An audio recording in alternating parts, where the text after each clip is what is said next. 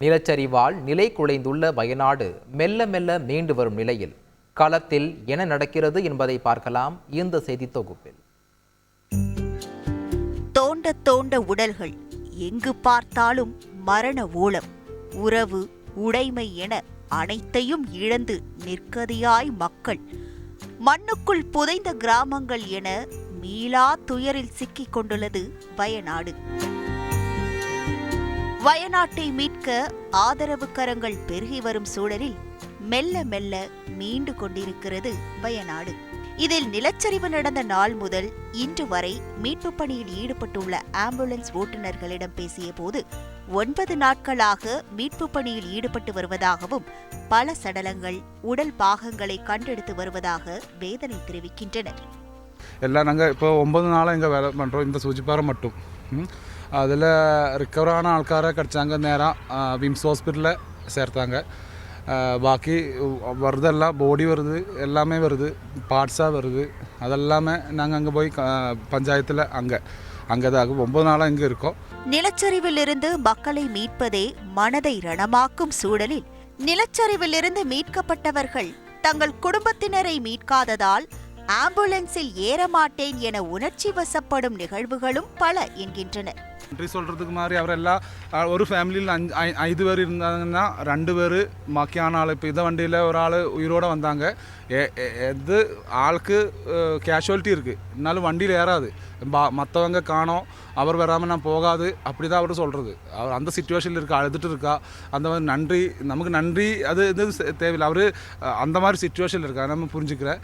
ஆனால் உயிரோடு வர்றாங்க, மற்றவங்க குடும்பத்தில் பட்ட மற்றவங்க மிஸ் ஆனதில் டென்ஷனில் இருக்கா.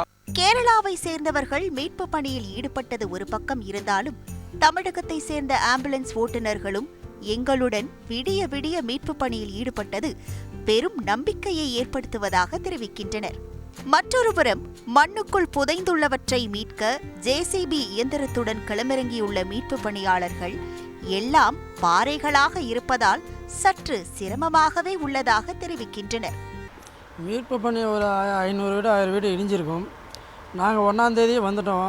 வந்து எல்லாம் கஷ்டம், எல்லாம் கொஞ்சம் கொஞ்சமாக எடுத்து பார்த்துன்னு இருக்கிறோம். கொஞ்சம் கொஞ்சமாக ஏதோ கிடைச்சா எங்களுக்கு ஒரு சந்தோஷமாக இருக்கும் எல்லாம் பார்க்குறதுக்கு. நாங்களும் கொஞ்சம் கொஞ்சமாக எல்லா வண்டி ஒரு 90 வண்டியாட்டம் இருக்குது, எல்லாம் மீட் பண்ணிட்டு தான் இருக்கிறோம். அங்கங்கே வேலை செஞ்சுட்டு தான் இருக்கிறோம். என்ன எல்லாம் பாதை கொஞ்சம் எல்லாம் கஷ்டமாக இருக்குது எல்லாம் பார்க்கறதுக்கு. அதிலும் மழை சரிந்து கிராமத்தை விழுங்கியதில் 500 பேர் வரை உயிரிழந்திருக்கின்றனர் என கனத்த இதயத்துடன் கூறினார். அங்கேருந்து அந்த மழை சரிஞ்சதில் எல்லாம் அடிச்சுட்டு போயிடுச்சு வீடு. அப்படி இப்போ இந்த லைன்லாம் பார்த்திங்கன்னா இப்படி வந்து எல்லாமே போயிடுச்சு. பாதி பேர் சேப்பு, பாதி பேர் ஒரு 500 பேராட்டம் கிடைக்கல. இப்படி திரும்பும் திசையெல்லாம் மீட்பு பணிகள் மும்முரமாக நடைபெற்று வர நிவாரண முகாம்களில் செய்வதறியாது தவித்து வருகின்றனர். மேலும் ஒரு சிலர் தங்கள் வீடுகளுக்கு என்ன நேர்ந்தது என ஏக்கத்துடன் வந்து பார்த்து செல்ல சேரும் சகதியுமாய் கிடக்கும் பகுதிகளைக் கண்டு ஏமாற்றத்துடன் திரும்பி வருகின்றனர். அதிலும் முண்டக்கை பகுதியில் 3 கல்லூரி மாணவர்களின் வீடு நிலச்சரிவில் அடித்து செல்லப்பட்டதால் ஸ்தம்பித்து போயுள்ளனர் மாணவர்கள். அடுத்து என்ன என்ற கேள்வி மட்டும் வயநாட்டில் சத்தமில்லாமல் உலாவிக் கொண்டிருக்க, இடிபாடுகளில் சிக்கிய வீடுகள், பொருட்கள் சேதம் போன்றவற்றை வருவாய்த்துறையினர் கணக்கெடுத்து வருகின்றனர். ஒவ்வொரு பகுதியில் வசித்து வந்தவர்களில் வீட்டுக்கு ஒருவர் என்ற கணக்கில் வரவழைத்து கணக்கெடுப்புகள் நடந்து வருகிறது. இப்படி அடுத்தடுத்த துரிதமான மீட்பு பணிகளை மேற்கொண்டு வயநாட்டை மீட்டெழச் செய்ய வேண்டும் என வேதனையுடன் கோருகின்றனர் பாதிக்கப்பட்ட மக்கள். தந்தி டிவி செய்திகளுக்காக வயநாட்டிலிருந்து ஒளிப்பதிவாளர் காலினுடன் செய்தியாளர் கார்த்திக். செய்திகளை உடனுக்குடன் தெரிந்து கொள்ள உடனே சப்ஸ்கிரைப் பண்ணுங்க.